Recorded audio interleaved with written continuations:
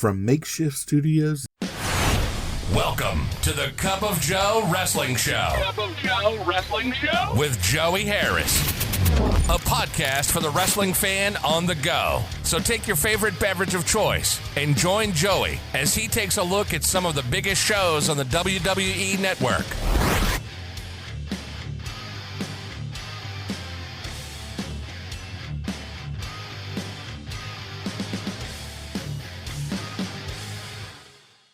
From makeshift studios, deep in the heart of stately Maine Manor, this is the Cup of Joe Wrestling Show. I am your host, Joey Harris. Folks, hope you all are doing well. Hope you had a great Valentine's Day. Valentine's Day this past Sunday, and had a really good Valentine's Day. My wife decided that this year, no cards, no flowers, no pre-arranged gifts. We were going to do gifts for each other. So our mission was $10 gifts taken from the Goodwill. So we went to the Goodwill and split up. You were able to spend $10. I went over by $1 because when you have 2 or 3 items, only a few dollars a piece, I forget how to add, apparently. But we had a really great time and just cold. It is cold here in Maine, but it's not too bad. Down south where I'm from, my family's having to deal with snow and ice and cold weather and no power as the power lines snap when trees fall on them, and trees fall on them because water freezes on the tree limbs. And so your science lesson today is brought to you by the letter M. But anyway, no, had a great Valentine's Day.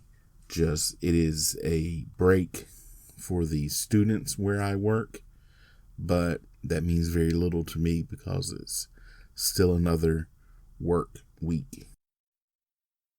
Today, we look at the Saturday night's main event from April 1990 from the WWF. This was Saturday night's main event number 26, was shown on NBC on April the 28th, 1990. It was taped April the 23rd, 1990 from the Frank Irwin Center in Austin, Texas. The Ultimate Warrior says he will walk where no man has ever been as he fulfills his ultimate destiny. Bobby Heenan and Haku say Haku will make history in Texas when he becomes the next champion.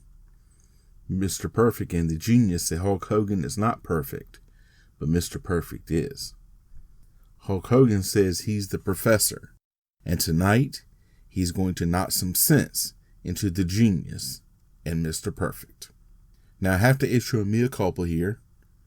I said last episode that I thought that the tandem of Perfect and the Genius was done at WrestleMania, but they are together a little while longer, as you can see here. But it would not be too much longer that Mr. Perfect would unveil his new manager, Bobby Heenan.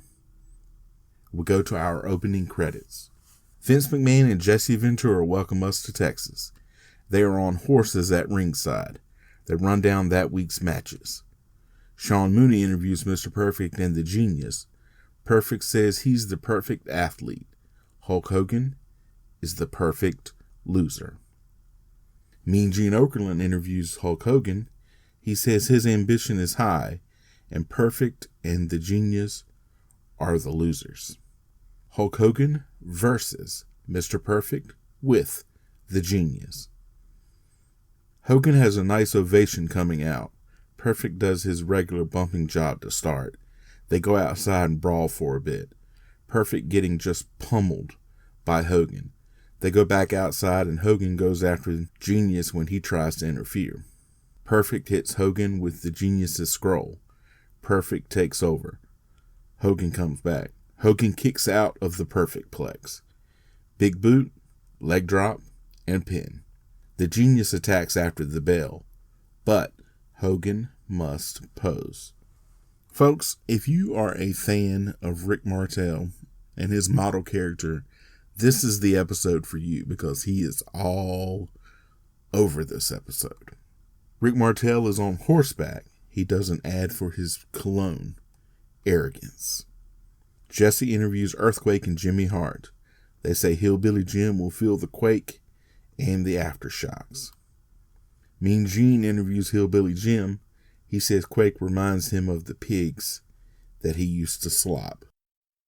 I go out on Saturdays sometimes to run errands, and I always listen to Hillbilly Jim's Moonshine Matinee on Outlaw Country on XM radio. So, folks, if you have that, listen to Outlaw Countries on the weekends, and you will more than likely hear Hillbilly Jim.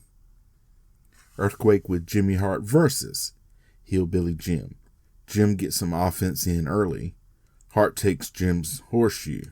Earthquake takes advantage and gets the pin after the splash. Earthquake then hits the aftershocks. Hillbilly Jim is then taken out on a stretcher, really building Earthquake strong. Now, there has been some opinions in the past few years that during this time, Earthquake should have really gone with the Ultimate Warrior and been his first challenger, and Hogan should have gone a different route. But of course, that's not the route that they went for, and Hulk Hogan really made up some really good money with Earthquake, though.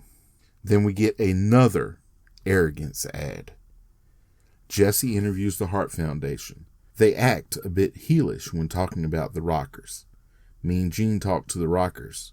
They said that the Hart Foundation should not overlook them. We then go to the Hart Foundation, Bret Hart and Jim Neidhart versus the Rockers, Shawn Michaels and Marty Jannetty.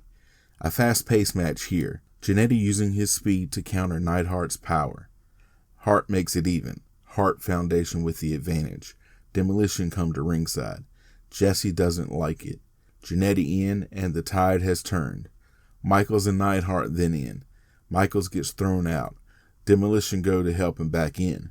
Jannetty thinks that they are jumping him. He attacks, then all 6 men start brawling inside. The bell rings. Both teams are disqualified. Jesse does not like it, and Vince actually agrees with Jesse here.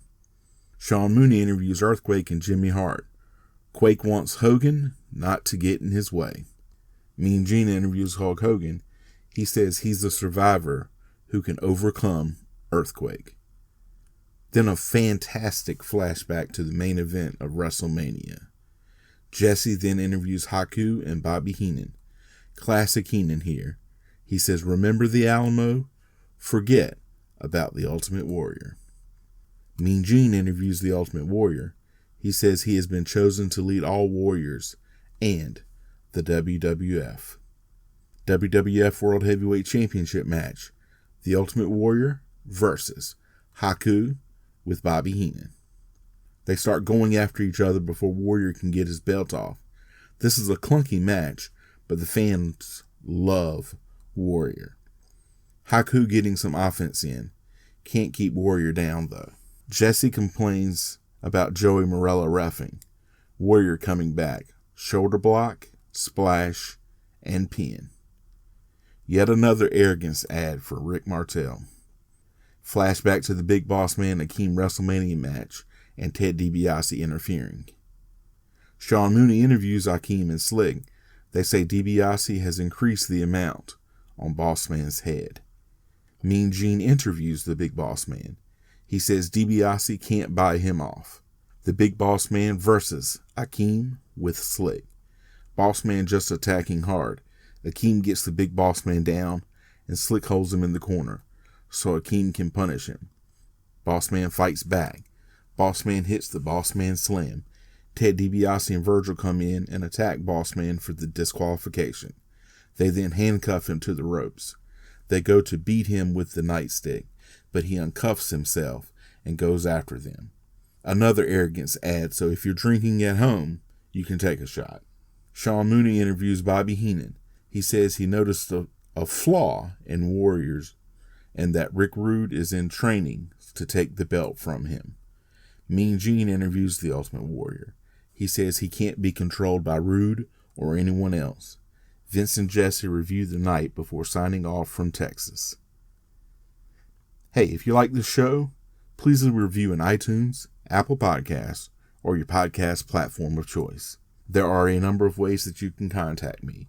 You can follow the show's Twitter at Cup of Joe Pod. You can email the show at cupofjoewrestlingshow@gmail.com. You can follow me on Facebook, Twitter, and Instagram. I am at The Joey Harris. Thank you for joining me this week.